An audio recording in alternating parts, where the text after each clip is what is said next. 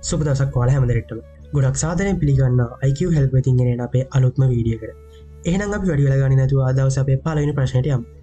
අද දවසේ අපේ පළවෙනි ප්‍රශ්නය තමයි 2020 ඔලිම්පික් කුලල පැවැත්වූ රට කුමක්ද?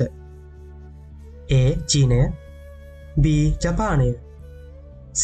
බ්‍රසීලය, D. පර්ල්. හරි, දැන් උත්තර දෙන්න.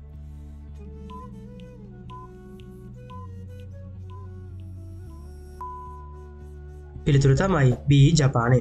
හරි, එහෙනම් අද දවසේ දෙවැනි ප්‍රශ්නයට යමු. අද දවසේ දෙවැනි ප්‍රශ්නය තමයි ඉතාලියේ අගනුවර කුමක්ද? A. රෝමය, B. Paris, C. Madrid, D. Berlin. හරි, දැන් උත්තර දෙන්න.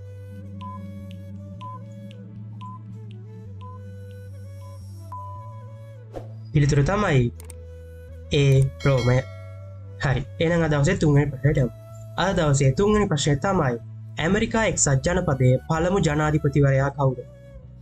A. Abraham Lincoln, B. Thomas Jefferson, C. George Washington, D. John Adams. හරි, දැන් උත්තර දෙන්න.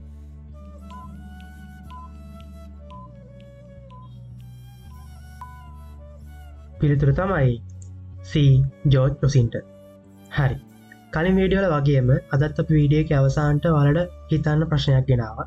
අද ඒ ප්‍රශ්නේ තමයි ලෝකයේ විශාලතම ශීරපායිනි සත්වයා වන්නේ A.